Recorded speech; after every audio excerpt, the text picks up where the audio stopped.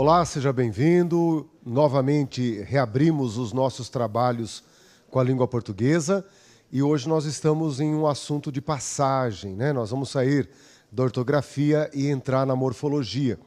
Hoje é o nosso quarto encontro, né? Já compondo 8 horas. Então nós vamos percorrer 48 horas, já percorremos 8. Então eu diria para vocês, é um momento até que no curso o professor reflete assim, ó, é o máximo que nós podemos gastar com os temas que nós estamos trabalhando. Porque vocês vão entrar num tema seguido ao outro em que a repercussão na prova é intensa. Então, né, você deve administrar esse momento da aprendizagem para que o professor realmente aprofunde, se dedique mais, né, as horas sejam mais dedicadas àqueles temas que vão gerar, né, enorme presença em prova. Tá legal? Então vamos à lousa para observar o que está acontecendo. Nós estamos aqui na ortografia, um capítulo como que devemos concluir muito rapidamente, que é algo volumoso, algo de um idioma como um todo. Então, né, sigo aquela ideia. Aprender sempre e mais. Diferente de um tema como acentuação, que você aprende uma coisa, aquela coisa funcionará para todas as palavras do português. Então, a ortografia é uma convivência pacífica, né? Uma convivência em que nós aprendemos a lidar com a sua natureza. Nós vamos agora migrar para a morfologia. A morfologia é também um capítulo interminável. É um capítulo em que você estuda as 10 classes de palavras. Ok? Só que ainda não é o idioma funcionando. Somente quando você entrar no próximo grande capítulo, que é a sintaxe, e aí sim entramos no capítulo que a banca, né, dá total preferência. É aqui o idioma funcionando. É o funcionamento do idioma. Então não dá mais para analisar uma palavra. Você tem que analisar a palavra contextualizada, a palavra dentro de uma oração. É o funcionamento da oração. Enquanto na morfologia você se preocupa se a palavra tem masculino, feminino, singular, plural, se o verbo é de um jeito ou de outro, na hora que você entra na sintaxe, há, sem dúvida alguma, um rigor de aprendizagem muito mais intenso. Então, toda a prova de português vai ter crase, mas talvez tenha uma questão ortográfica, talvez tenha uma questão morfológica. Tá bem? Notem que na nossa vida escolar a sintaxe é aquela que mais foi, vamos dizer assim, agredida, né? Nós não fomos alimentados da sintaxe. A sintaxe é um capítulo em que há grande prejuízo. Então, né, chegou a hora de compensá-la, de identificar algumas coisas importantes. Conforme você entrar, por exemplo, na morfologia, lá você vai aprender coisas como conjunção. Uma das classes é a conjunção. E lá você vai aprender que há uma conjunção que é a que indica finalidade. A expressão a fim de que, em que a palavra fim, né, traduz bem a ideia de finalidade. Então lá você vai trabalhar várias questões, há todo um trabalho, né, de identificação de como a conjunção com ideia de finalidade aparece na prova. E ela tem uma grande presença. Não propriamente ela, mas a irmã dela. A conjunção para quê? Então essas duas têm inúmeras questões no contexto do concurso público. Então lá na frente teremos uma aula de conjunção e teremos então a aprendizagem das conjunções finais resolvendo questão de prova. E lá, vocês vão notar que uma das questões que nós vamos trabalhar é aquela que traz a confusão que o brasileiro estabelece com a palavra afim. A palavra afim é um adjetivo que indica afinidade. É quando você e uma outra pessoa, por exemplo, tem gostos afins. Há uma afinidade né? Então, gostos afins são gostos que se aproximam, que trazem grandes igualdades, tá bem? Eu diria para vocês que, pela minha história com casamento, em breve eu vou fazer 20 anos de casado, é uma aprendizagem diária, né? Há dias que você tem vontade de matar, às vezes você corre o risco de ser morto, é uma loucura, né? Mas tem coisas maravilhosas, difícil, mas com, né, coisas maravilhosas. E aí a gente conclui, né, que você só dá certo com uma pessoa vivendo tanto tempo porque há muito mais coisas afins do que aquela ideia de que você encontra a sua cara metade, né? Um gosta do sol, outro gosta da chuva, um do frio. Isso aí não dá certo, não, né? Isso aí tende, vamos dizer assim, a propor mais brigas do que soluções. As afinidades é que trazem, né, a longevidade. Então, percebam, quando você disser assim, os gostos afins, é esse afins junto. Então, hoje, eu sinto assim um pouco de desperdício pegar com vocês agora ainda um pouco iniciais em tudo isso e falar, o afim junto é isso, o afim de separado é aquilo, porque nós vamos trabalhar lá na frente essa parte. E daí, essa parte lá passa a ter um valor tão sólido, tão tranquilo, porque você vai ver que essa apreensão da conjunção com a ideia de finalidade cai muito na prova. Aí o afim de separado, né, esse afim, em que a palavra afim está sozinha, fica muito claro, muito evidente. Então seria uma coisa dispendiosa aprender que temos o afim junto e o afim separado. Mas começa a perceber, é a morfologia abastecendo a ortografia. Você vai estar lá no meio da morfologia e vai aprender coisas que vão contribuir para você aprender mais sobre a ortografia. Tá bem? Lá na ortografia, lá na sintaxe, nós vamos aprender, por exemplo, que um dos segredos do português é o verbo haver. Ele tem várias partículas, várias participações decisivas na prova. Um momento importante é o momento em que você usa o a, o verbo haver no presente, a. E, proporcionalmente, há um outro peso pesado que é a preposição a. Então, quando você estiver mexendo com esses elementos, na aula de crase, na aula de regência, né, ao se deparar com o verbo haver e com a preposição a, você está diante da pior igualdade que o português tem. Né? São palavras iguais no som, são palavras homônimas. Na ortografia a gente está vendo lá, né? A palavra censo, a palavra cheque, mas de todas as homônimas, aquelas que têm, por exemplo, o som igual, essa é a pior que existe, né? Então você tem que perceber que lá na sintaxe você vai estar aprendendo a preposição a, aprendendo o verbo haver, e é lógico, então, que a sintaxe também será uma lição que vai abastecer muito a ortografia. Então comece a entender a ortografia como um capítulo cultural. Ela vai recebendo essas várias influências das suas aprendizagens. Não é um capítulo que você fecha. Quanto mais você souber do português, mais você vai saber, né, a ortografia. É um trabalho de maturação. A memória vai criando uma intimidade com a escrita e não com a oralidade. Tá bem? Mas não esqueçam disso, né? Esse momento no português é um dos apogeus. Quando usar o verbo haver, quando usar a preposição a. Por que é difícil?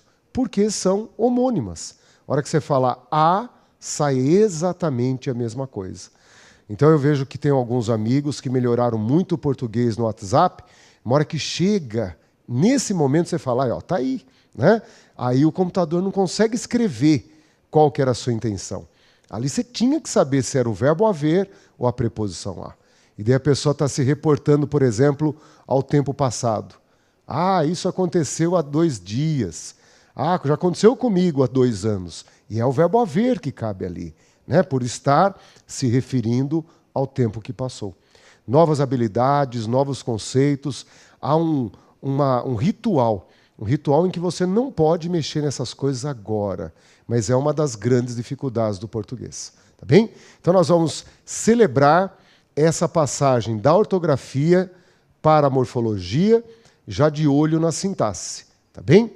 E nós vamos fazer esse capítulo, então, com uma das peças que o brasileiro tem mais temor, tá bem? Uma das peças que o brasileiro tem a maior dificuldade. Volta um instantinho comigo. Nós vamos, então, agora criar uma listinha para você observar como que o porquê se manifesta no português. Então, é aquele momento que a gente percebe, né? Você, na idade em que você se encontra, continua acreditando em Saci Pererê, em Papai Noel, mula sem cabeça, né? Durante o dia, um machão, né? Decidido, vai lá, faz as coisas, mas de noite escuta um barulhinho, já fica, né? Pensando em fantasma, assombração, já muda a confiança. Você não pode fazer isso, independentemente do horário, da clareza ou da escuridão. Tem que ter a segurança, né, das coisas. É aí que você vai perceber o quanto somos frágeis. Você vai ver o que você fez na tua vida e você vai ver o que uma prova faz conosco. Vamos à lousa, então, para fazer essa passagem. Daqui a pouquinho eu retomo esse quadro para vocês entenderem por que é uma passagem. Vamos lá. Então, nós temos no português o seguinte, o uso dos porquês. Então, gostaria que vocês pensassem como que vocês usariam essa primeira frase. Olhem lá. Ele se atrasou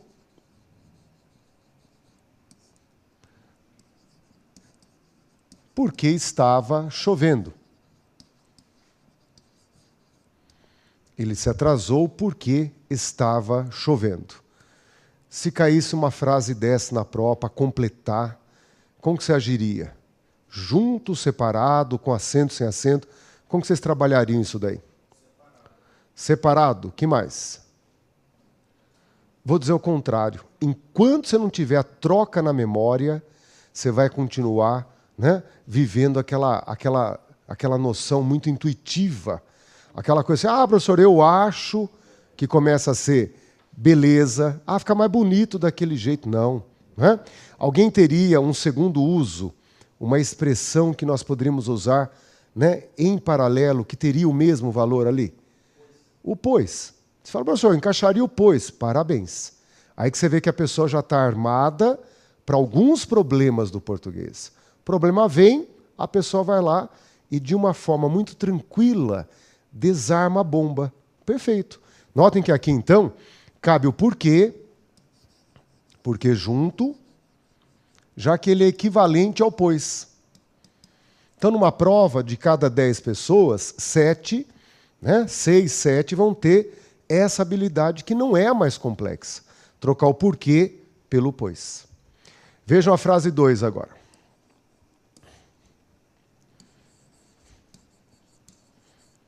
Frase 2. Por que ele se atrasou? O que vocês usariam agora? Porque separado. Então, cada 10 candidatos, até a sombra dos candidatos, acertaria essa daí. Cada 10, 11 acertam esse daqui. É o número 2, por quê? Quando a banca te dá essa número 2, é porque ela está com o coração mole, estava num dia bom, né? Então você percebe assim, no concurso público, 5 alternativas, em vez em quando ela aparece. Mas eu tenho que entender que a 2 é simplória demais. Eu tenho que procurar coisas mais difíceis, porque a 2 todo mundo acerta. Vejam a língua portuguesa, que coisa mais linda, hein? A frase 3, para profissionais, hein? Ele se atrasou porque estava chovendo? Você não sabe, você está perguntando. Então não é uma afirmação, é uma interrogação. Professor, a frase 1 está igual a 2. Sim, só mudou a entonação. O que você colocaria no número 3? Separado e com circunflexo. Não. Junto. Por que junto? Ele se atrasou, porque eu penso que poderia falar, ele se atrasou, pois estava chovendo. Pronto. Você começou mal à noite, não começou? A número 1 falou, por que separado? Eu falei, não, o menino está distraído ali e tal, vou fingir que não ouvi. Agora você já deu troco em mim, joia. Você viu o sinal de interrogação e falou, professor, eu vou usar o porquê junto, porque o porquê ali continua com valor depois. apesar de ter uma tentação enorme ali. Qual que é a tentação? O sinal de interrogação. O sinal de interrogação é uma sereia que canta uma música linda. Você não consegue olhar para outro lugar que não seja o sinal de interrogação. Eu estava exatamente com 10 anos quando a professora minha de 3º ano, Dona Sônia, né, é uma professora que marcou muito a minha vida, até levei de presente para ela uma camélia, uma muda de camélia, que é uma flor muito sensível, né, uma flor que você toca ali, ela murcha. Então eu levei a flor, ela falou, nossa, que flor linda, teu pai não tem uma muda? Daí levei uma muda para ela. Então, né, são relações que havia, aquela coisa bonita entre aluno e professor, de levar flor para a professora. É lógico que a minha dívida era altíssima com ela, né? Então, a flor era uma forma de abaixar um pouquinho a poeira. Lá ela me ensinou. Usa o porquê separado na pergunta e o porquê junto na resposta. Mas eu sei que dentro dela, ela olhava para cada um de nós e dizia, né, vocês vão ainda encontrar um professor de português que vai dizer a verdade para vocês. Com 10 anos, eu não posso falar a verdade. Então, ela falou o que cabia na nossa cabeça. O porquê da pergunta, o porquê da resposta. O problema é que eu, de 10 até 20 e poucos anos, eu vivi com esse conceito na minha cabeça. Não havia outra lição de porquê. E se eu não tivesse sido um professor de português, eu estaria até hoje com essas informações. Então a pessoa pega esse porquê da pergunta, o porquê da resposta, e cruza a vida inteirinha com essa mitologia. Ele acredita nisso e, né, calca os pés nisso até o fim da vida. Então nós vamos ter o porquê da pergunta, o porquê da resposta, mas é ali uma questão muito simples, gente. Há várias possibilidades, e não uma única possibilidade. Notem que a frase 1 e a frase 3, elas são exatamente iguais. Se eu tiro o ponto de interrogação, ela fica igualzinha de cima. Tá bem? O porquê que aqui escreveremos, é o porquê, pois. Se eu estiver alegre, eu coloco o ponto de exclamação. Não é isso? Olha lá. Ele se atrasou porque está chovendo. Pronto. Ou estou em dúvida, coloco aí, por exemplo, reticências. Não é a entonação. A ancoragem, a minha segurança, é a troca. Por isso que quando houver a interrogação, eu tenho que ver se a troca confere. Então, o porquê continua com o valor depois? Continua. Mudou o tom? Claro que mudou. E aí, infelizmente, você mata o Papai Noel. Isso não é terrível na nossa vida? Eu tenho assim, algumas passagens na minha vida que eu considerei assim, dilacerante. Porque é como se fosse uma casca que te protegia e você é obrigado a sair da... Não é que você queria sair da casca. Você é obrigado a sair da casca. Tá bem? São 3 mortes simbólicas. Primeiro, o do Papai Noel. Papai Noel, você começa a desconfiar, né, do presente que você escolhe, teu pai que pagou, daí chega o Papai Noel e te traz, fala, não está legal, isso daí, né? O coelhinho da Páscoa. Chega uma hora e você fala, coelhinho não bota porcaria nenhuma, pô, né? O que é esse coelhinho? Então não existe o coelhinho da Páscoa. Você vê os ovos lá no supermercado, começa a ligar as coisas. Agora, a pior morte é da cegonha. A hora que nós matamos a cegonha, é aí que ocorre a grande maturidade, que nós saímos daquele ar mais jovem para um outro momento um pouco mais amadurecido, né? Porque você, exclusivamente, né, tinha sido trazido pela cegonha. Você já estava entendendo um pouquinho de sacanagem, mas na tua visão de mundo, você olhar para os pais com uma pureza enorme. Meus pais não, né? Até que você descobre que até eles faziam sacanagem, né? Que você nasceu não porque a cegonha te... Aí é terrível, dá uma dor no peito horrível. Você fala, meu pai e minha mãe fazem isso. O pai dos outros, legal, mas os nossos pais é chocante, né? E aí a realidade vai se mostrando mais complexa. Então, na hora que a gente acredita no porquê da pergunta, no porquê da resposta, nós vamos muito ingênuos para a prova. A prova nos ultrapassa com facilidade, não é? Vejam a seguinte frase, olha a última aqui, ó. Todos perguntam por que ele se atrasou. Ponto final. Ponto final. E a número 4 é aquela que te diz, seja bem-vindo ao concurso público. Quando você entender a número 4, aí você deu um grande salto de qualidade. Todos perguntam por que ele se atrasou. O que você usaria? Porquê separado. Mas nem vou perguntar o porquê. Você conseguiria responder o porquê? Ah, olha lá que bacana. Ó. É uma oração interrogativa indireta. Você não viu a número 2 dentro da número 4? Vamos lá na luz. Ó. Leia a número 2. Por que ele se atrasou? Na número 4. Por que ele se atrasou? Só que em vez de fazer a pergunta diretamente, um verbo introduz essa pergunta. Todos perguntam por que ele se atrasou. Esse porquê é exatamente o porquê número 2, mas aqui quase ninguém conhece. A número 2, 100% de acerto. A número 4 sai da frente. Cadê o sinal de interrogação?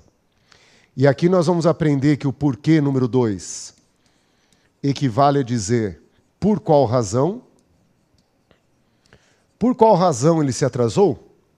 E o número 4 é ele de novo. Todos perguntam por qual razão. Por qual razão? E esse 2 e 4 são iguais. O 2 sabemos, o 4 poucos sabem. Ele é o campeão de questões em prova. Tá bem? Então, percebendo que eu pus aqui um sinalzinho de igual. É isso que tem que entrar na sua memória. Você só vai conseguir ortografar o porquê quando tiver a troca memorizada. Memorizou a troca, não se erra mais o porquê. Você manda o sinal de interrogação ficar no lugar dele. Fala, ó, você fica aí na sua. Você não se preocupa mais com o sinal, e sim com o valor que o porquê vai ter.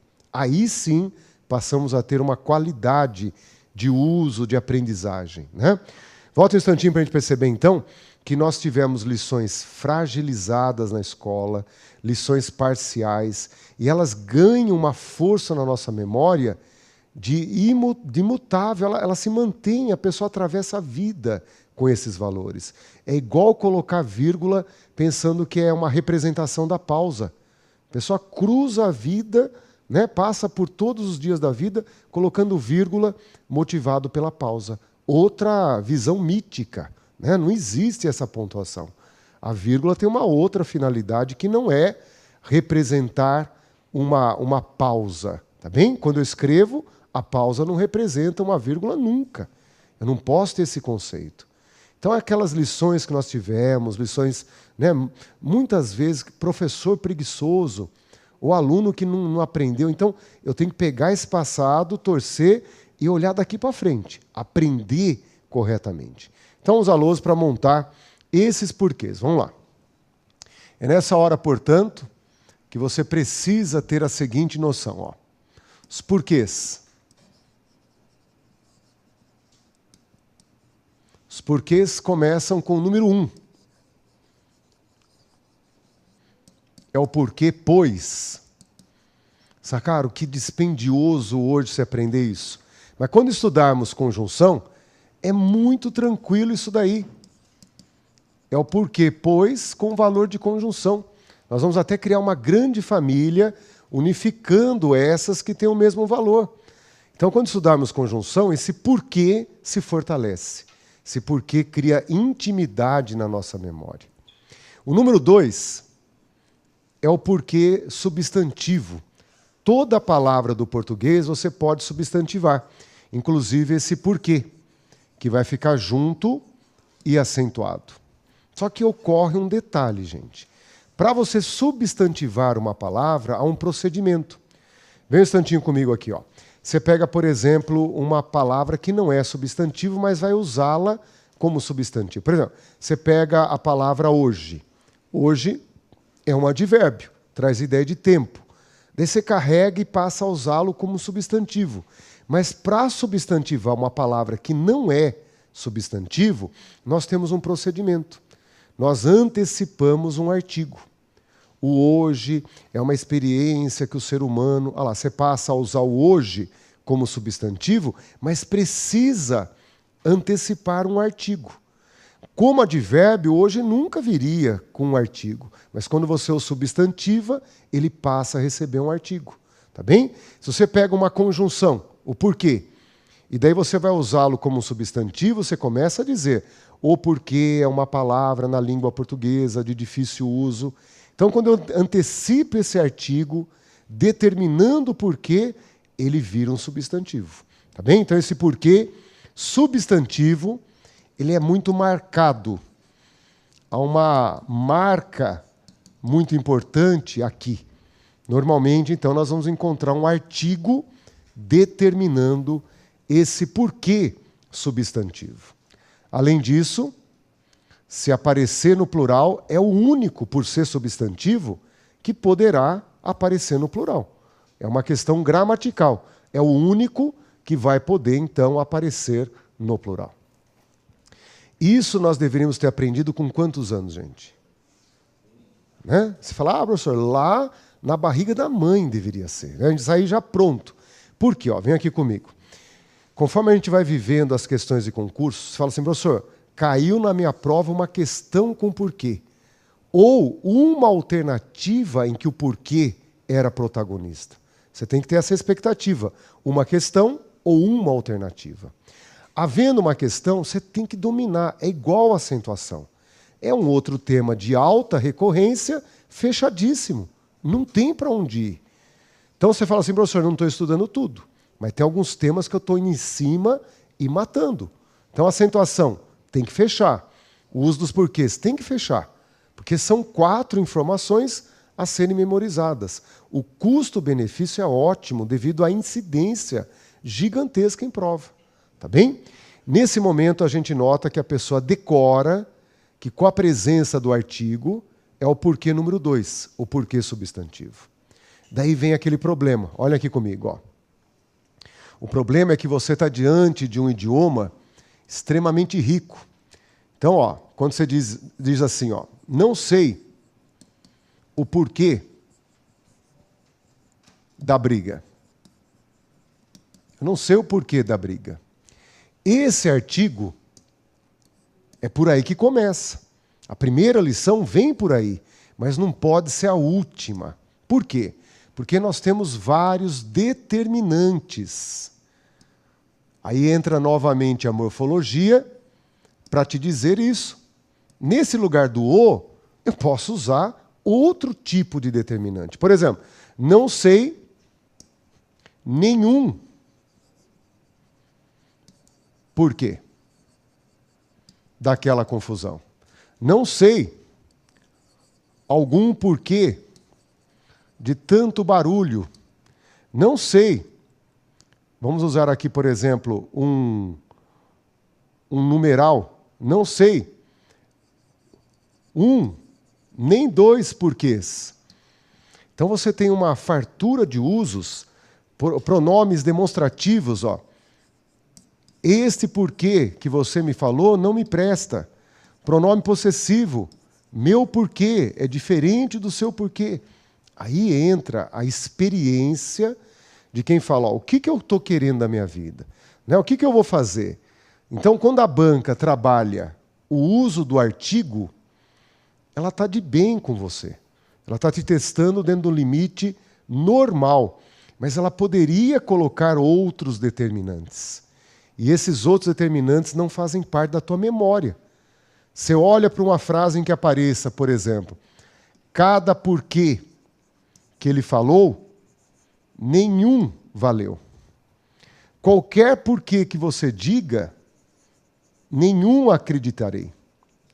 Então, esses determinantes vão mostrando para nós que é bonito isso. Você tem várias maneiras de determinar um substantivo. Determinar definindo ou indefinindo. As determinações são ricas, mas nós, coitados, né? Para pegar esse O já é um custo, já é uma luta, mas tá bom. Eu não posso deixar de reparar que é o começo da minha aprendizagem. Esse porquê com artigo é o porquê substantivado, mas não pare aí. Professor, fazer uma prova da Carlos Chagas. É óbvio, gente.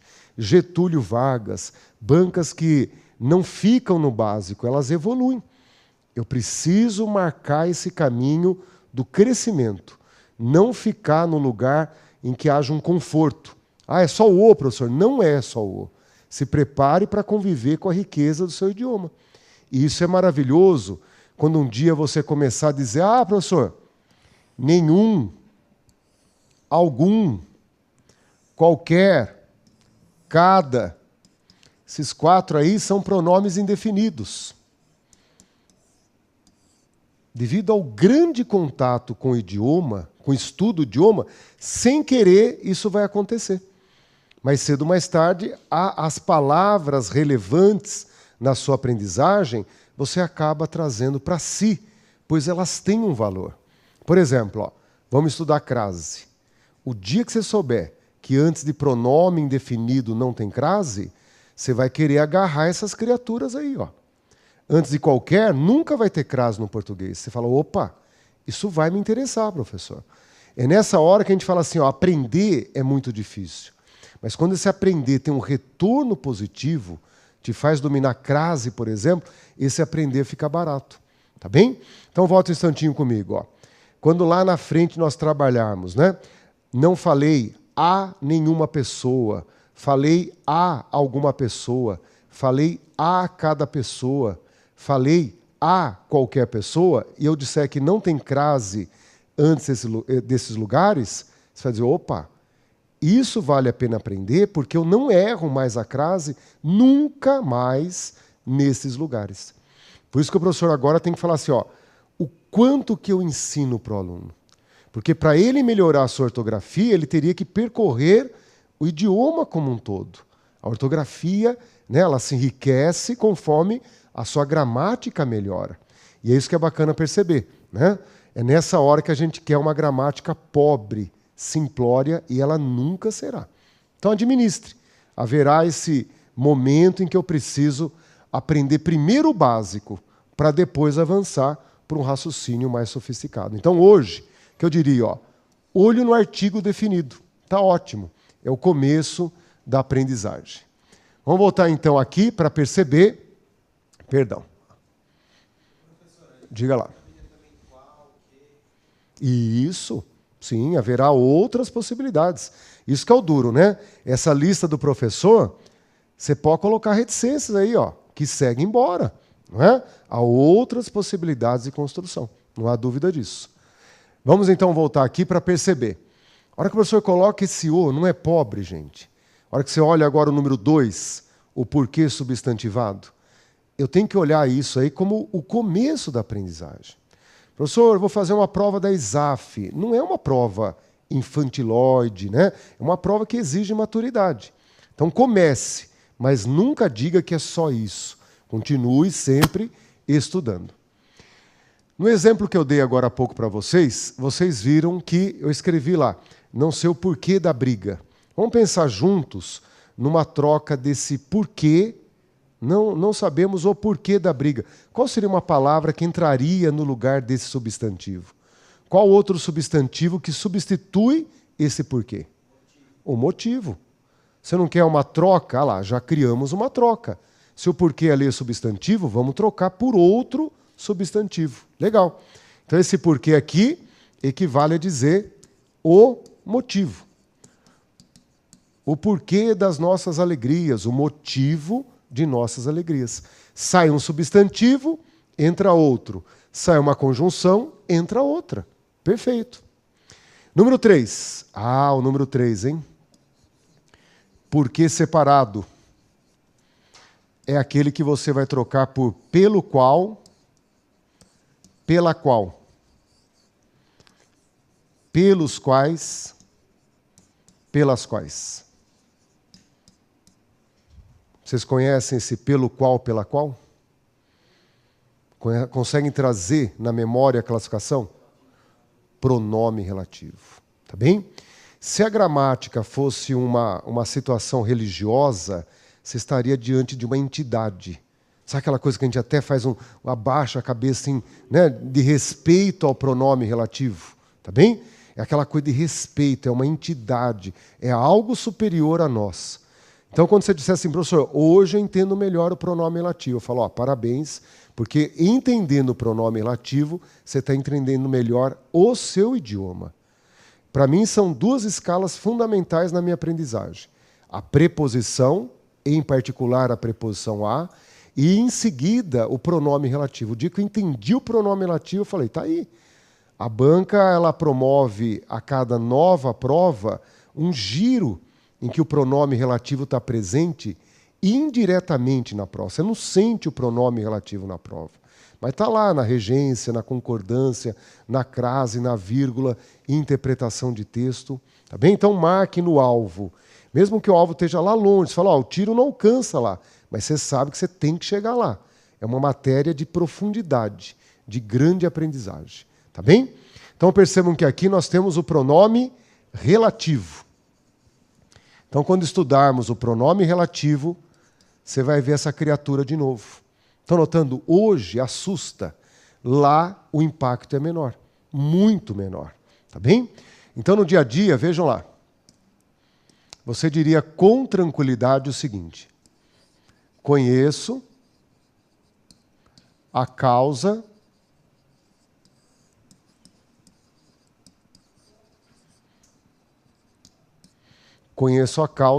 como que você usaria ali no dia a dia, gente? Pense em você usando o português. Você escreve uma frase como eu conheço a causa pela qual. E isso não seria difícil até mesmo escrevendo e às vezes até falando. Eu conheço a razão pela qual vocês estão aqui. Às vezes falando, então, que seria um momento menos pretensioso, sai esse pela qual. Então, quando sair pelo qual, pela qual, pelos quais, pelas quais, você força a tua memória a entender que isso no português equivale a dizer por quê. Não é natural. Na rua, na vida, você nunca faria isso na tua vida. Tá bem?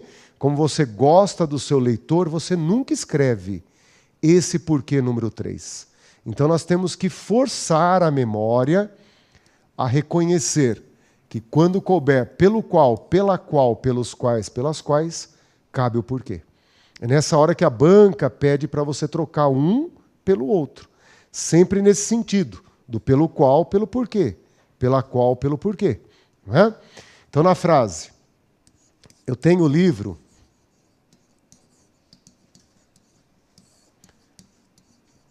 que vocês têm preferência,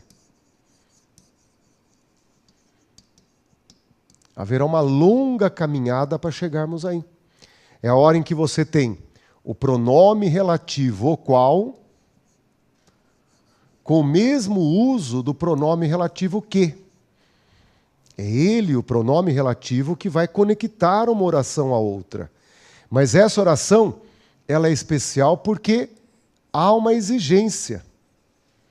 Exige-se a preposição por. Quem tem preferência por algo. E essa preposição por vai para onde? Vai lá no pronome relativo. Quando você chega lá no o qual, já tem o o. Já tem o o. Então o por mais o por mais o o, forma, por mais o forma pelo qual. E o que não traz o artigo, não traz o o, apenas se usa a preposição por. Então, de cima fica o mais por isso que fica pelo. E o que, como não carrega nada, recebe apenas a preposição. Pelo qual e por que aqui são exatamente iguais. Mas olhando, ninguém diria isso. Então, você tem que aprender hoje e retomar lá no pronome relativo. Questão clássica que pede para trocar um pronome pelo outro, pelo qual se equivale a porquê. Tá bem? Simples isso aí? De jeito nenhum. Esse é um dos momentos de maior dificuldade na sua aprendizagem. Tá bem? Como? Volta um instantinho aqui comigo. Ó. Volta aqui um instantinho. Não sei se você olhou essa página. Ó. É aqui, ó, dá licença, aqui. Ó. É aqui que nós estamos, né, construindo isso daí. Ó. Você tinha olhado essa página? Não, então, essa aí, olha lá, nós estamos no porquê número 3. O porquê do pronome relativo. Tá bem? São 5 porquês, nós estamos já no 4º porquê. Então é a partir do significado que eles têm, a partir das trocas, que você vai alimentar a sua memória. Por isso que o porquê número 4 é o campeão. É o porquê separado, equivalente a por qual razão. Porquê, por qual razão. Esse é o porquê que mais cai em prova e que menos conhecemos. E por incrível que pareça, esse é o pronome interrogativo. Esse é o pronome interrogativo. Aquele que nós aprendemos lá atrás com 9, 10 anos de idade. Só que nesse exato momento, observem, esse porquê, pronome interrogativo, você o sabe usar bem em um tipo de frase, não na segunda. A hora que eu tomei consciência disso, falei, tá aí, ó. Por isso que na segunda forma de usá-lo, eu errava tanto. Falta de consciência. Né? Por quê? Porque os olhos olhavam a interrogação. Olhavam para um sinal de interrogação. Hoje não. Hoje eu saquei, então, que a troca é fundamental. Enquanto as trocas não estão memorizadas, eu não consigo ter a firmeza. Eu não consigo agir de maneira precisa. As trocas é que vão me dando minha habilidade. O número 4, então, marque com amor, marque com carinho. É esse o campeão da prova. Diga lá. Quais são os erros mais comuns em termos de como que mais frequentemente nós iremos nos confundir? Isso aí, vou passar depois uma listinha de problemas em forma de questão. Daqui a pouco não resolver uma questão. Aí a questão ensina para nós a hora do nó. Entendeu? Você não precisa ir atrás, a banca traz para nós. Isso que é bacana, né? A nossa aprendizagem não é para escrever no dia a dia. No dia a dia a gente daria um jeito. A banca traz o problema. Né?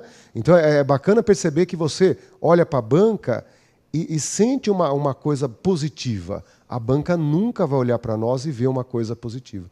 Ela quer realmente, né, produzir grandes dificuldades o tempo todo. E é isso que a gente tem que perceber. Professor, onde que eu acho essa dificuldade? Nas questões de prova. Porque você falou que no 4 nós acertamos na primeira frase, mas vamos errar na segunda. Mas aí, qual seria o erro mais comum na segunda? Vamos ver então. É isso que você vai perceber, ó, que nós trabalhamos aqui. Olha lá, ó. Nós vimos no comecinho da aula a frase 2 transformada em frase 4. O colega disse, ali, ó, número 4 é uma pergunta indireta. Matou a charada. Vamos teorizar, então, agora o número 2 e o número 4. Esse olhar primário que nós tivemos é o olhar de cada um de nós brasileiros.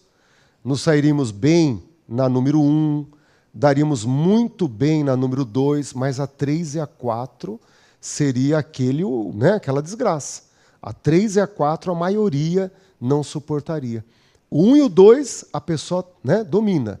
A 3 e a 4 haveria volume de falha. Vamos olhar agora, então, o que está por trás dessa 2 e 4. Vamos lá, acompanha comigo. Ó. A número 2 e 4 estão no mundo da oração interrogativa. E, no português e em outros idiomas, você pode interrogar de duas formas.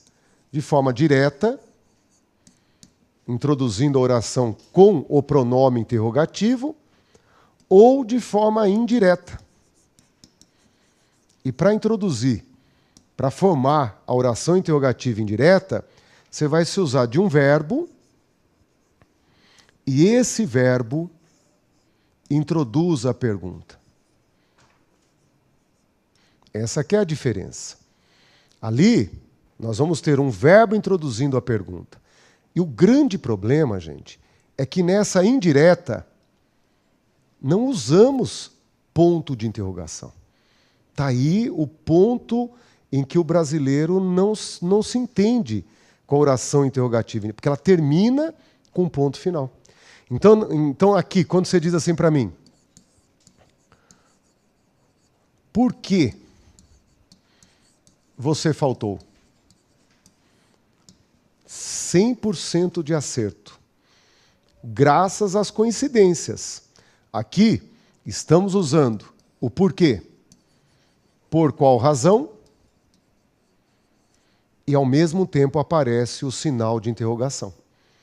Então, a hora que ocorre essa coincidência, nenhum de nós erra. E remete a uma aprendizagem infantil, que nos foi dada pelo limite cerebral. Na pergunta, usa o porquê separado. E a professora acreditava que você, no decorrer da vida, aprendesse de outra maneira. Não só pelo sinal de interrogação. É muito pouco. Não é? Então, hoje eu estou totalmente firme aqui, no sinônimo. É o porquê, por qual razão. Então, quando você aqui construir assim, sabemos, o verbo. O verbo introduzindo a pergunta. Sabemos por que você se atrasou. Sabemos por que você se atrasou. Ponto final. Esse é o porquê que nós enfrentamos e não sabemos o sentido. O sentido não se forma na nossa memória. Tá legal? Você ia perguntar alguma coisa? Diga lá. Estamos chegando lá. Sacou lá? O caminho te leva ao número 5. Tá bem? É o último que está ali faltando na nossa lista. Mas estão notando? Os porquês estão na nossa memória. A forma nós sabemos. Só não sabemos quando escrever corretamente. Junto, separado, com acento, sem acento. Mas quando se usa um por um? É isso que nós estamos construindo. Essa é a hora, então, gente, que eu, João, formei na minha memória o local da aprendizagem. Desculpa, essa da frase, sabemos por que se atrasou, eu não entendi por que ela é indireta. Porque é um verbo que introduz a pergunta. Se você tirar o verbo, você volta para a direta. Por que você se atrasou? Sabemos por que você se atrasou. Esse é o momento em que você nota que essa ideia de interrogação não é explícita ali. Mas não é uma afirmação essa segunda? Mas olha lá, olha a troca. Percebam nesse momento que você poderia usar indagamos por que você se atrasou, sei por que você se atrasou. Notem que há, nesses verbos aqui, uma diversidade fabulosa, desde a dúvida até a certeza. E o porquê que vai estar lá é o porquê, por qual razão. Sabemos por qual razão você se atrasou. Se não houver a troca, não há o domínio. Tá bem? Se não houver essa troca, não há o domínio. Então, nesse verbo que introduz, nós podemos expressar uma convicção, uma dúvida, mas o porquê que está lá é o porquê, número 4, o porquê, por qual razão. Tá bem? Notem que é a mesma frase de cima, porém agora com o verbo introduzindo. Agora, se o verbo expressa a dúvida ou certeza, vai depender do contexto. A frase interrogativa é a mesma. Sabemos por que, ou seja, por qual razão você se atrasou. E o grande lance dessa frase é exatamente o ponto final. Se você fizer uma alternativa, 5 alternativas, matou o problema. E para fazer 5 alternativas com esse porquê, por qual razão, basta fazer 2 ou 3 questões. Que a presença é gigantesca. Professor, só para ficar claro, se eu dissesse, queremos saber por que você se atrasou, Dá na mesma. não tem ponto de interrogação final. Não há. Se o verbo introduz, não há. Ok? E outra coisa importante, ali naquele verbo nós podemos expressar dúvida, né? Quero saber, indagamos, pergunto, ou a convicção já da resposta. Sabemos por que você se atrasou. Mas a estrutura da frase é igualzinha de cima. Por que você se atrasou? Por qual razão você se atrasou? Independentemente do tempo. Ou seja, ou há troca ou não há nenhuma convicção. Sacaram que a troca é a única segurança? Não é o sinal de pontuação. Não é o verbo que está se usando. É a troca. O porquê, por qual razão. Tá legal? Vamos aqui para fecharmos então esse bloco. Olhem lá, voltamos aqui para fechar essa listinha com o número 5. Tá bem? Com o número 5. Em que você tem o porquê separado outra vez. Trocável por qual razão?